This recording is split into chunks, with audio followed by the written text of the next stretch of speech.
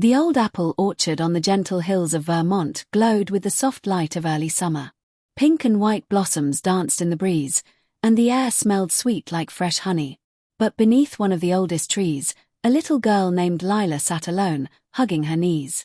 She was 7 years old, with curly brown hair that never stayed in her braids and big green eyes full of quiet sadness. "I'm tired of being small," she whispered as a tear rolled down her cheek. "Everyone else grows faster. I want to be big now." Lila had always felt behind. Her big brother Max could already ride his bike without training wheels and help their dad on the farm. Her best friend Sophie had learned to read chapter books while Lila still struggled with simple words. At school in their small white schoolhouse in Maple Grove, the teacher praised the others for growing taller and smarter so quickly. Lila felt like she was stuck, tiny, slow, and always hungry for something more. That morning her mom had gently said, "Good things take time, sweetheart," but Lila didn't want to wait anymore. So she slipped away from the backyard and wandered into the orchard, carrying a small basket, hoping to find something that would make her grow faster. The sun warmed her face as she walked between the trees. Bees buzzed lazily, and birds sang cheerful songs.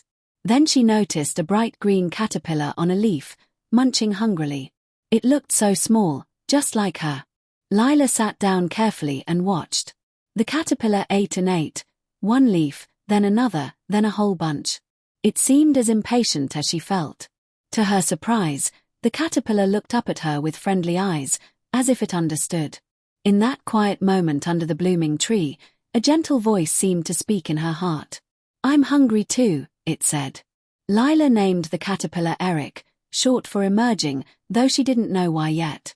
She began bringing Eric little pieces of fruit from home, tiny bits of apple, strawberry, and plum.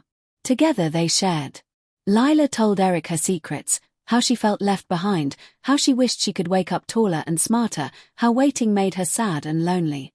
Eric listened by eating steadily, growing a tiny bit each day. One warm afternoon, Lila's wise grandmother, who everyone called Nana Rose, found them in the orchard. Nana had silver hair tied in a soft bun, kind wrinkles around her smiling eyes, and hands that had planted many gardens over the years. She sat on the grass beside Lila, her long skirt spreading like flower petals.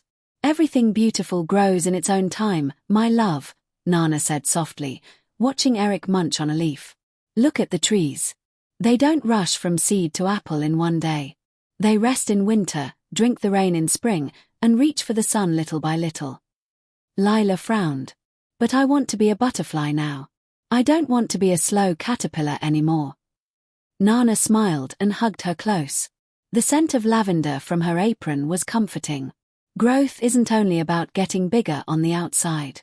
It's about what happens inside while you wait. Eric will show you. The weeks that followed were full of small adventures and big feelings. Lila visited Eric every day after school. The orchard changed slowly around them. Summer sun grew hotter, filling the trees with tiny green apples. Lila felt hungry too, not just for food, but for skills, for confidence, for the day she would finally feel big. Some days she cried when she still couldn't read as fast as Sophie. Other days she felt lonely when Max played baseball with his friends and she couldn't keep up. Eric kept eating.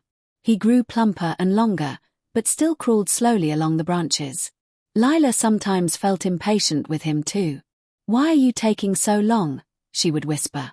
But Eric never rushed. He taught her to notice small things, the way dew sparkled on leaves in the morning, how different fruits tasted sweeter as they ripened, and how even the tiniest caterpillar had a plan inside. One stormy afternoon, dark clouds rolled over the Vermont hills. Thunder rumbled like grumpy giants. Lila ran to the orchard worried about Eric. Rain poured down, making puddles between the tree roots. She found him looking tired and ready for change. "I think it's time," Eric seemed to say. He began spinning a silky cocoon around himself, hanging from a safe branch.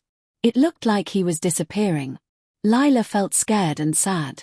"Is he gone forever?" she asked Nana Rose when she ran home soaked and crying. Nana wrapped her in a warm towel and made hot cocoa with cinnamon.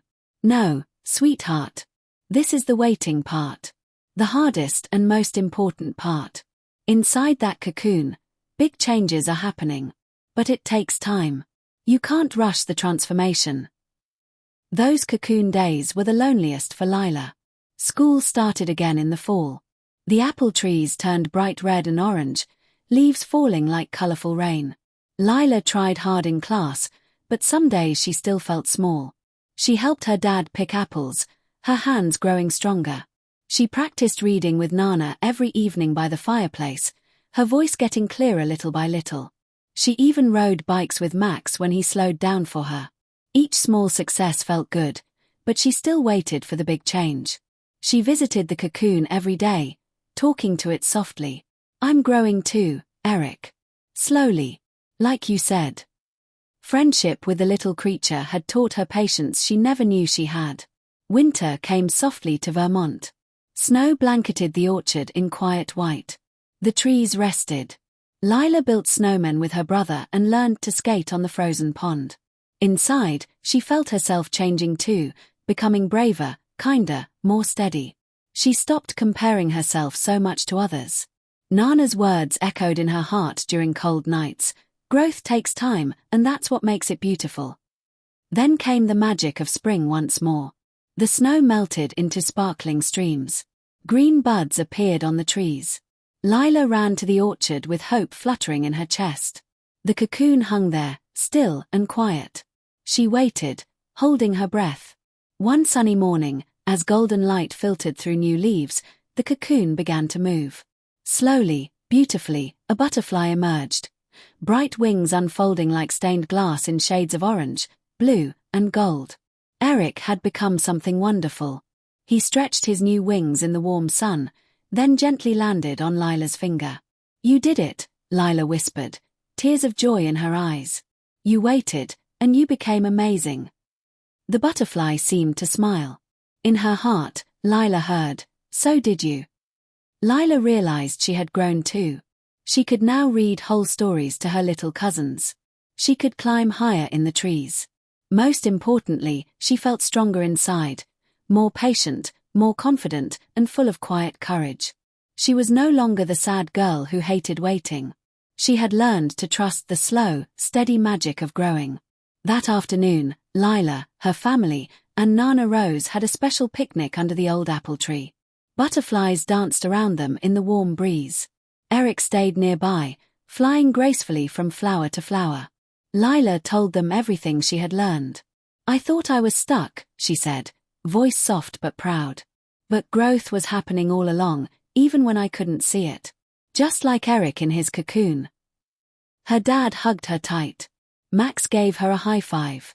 Nana Rose's eyes shone with love. "That's the secret, my Lila. The most beautiful changes happen in the waiting. Trust the time. Trust yourself." As summer arrived again, Lila walked through the orchard with new confidence. She still felt curious and sometimes impatient, but now she remembered the caterpillar's journey. When friends rushed ahead, she smiled and kept her own steady pace. She helped younger children who felt small, sharing the story of Eric the caterpillar who became a butterfly. One golden evening, as the sun painted the Vermont hills in pink and orange, Lila stood on the hill above the orchard with Eric resting on her shoulder. The world felt bigger, yet she felt perfectly sized for her own beautiful life. She no longer wished to skip the waiting. She understood that every day, even the slow ones, was building something wonderful inside her. Growth really does take time. And that time makes the wings worth waiting for. From then on, whenever any child in Maple Grove felt small or impatient, they would hear Lila's story. They would remember the very hungry caterpillar who ate and waited and became a butterfly. And they would smile, knowing their own quiet growth was happening too, one patient day at a time. Lila looked up at the sky, heart full of hope and gratitude. She spread her arms wide like wings, and for the first time, she felt truly free. The journey had been long, but she had arrived exactly when she was meant to. Beautifully changed, wonderfully herself.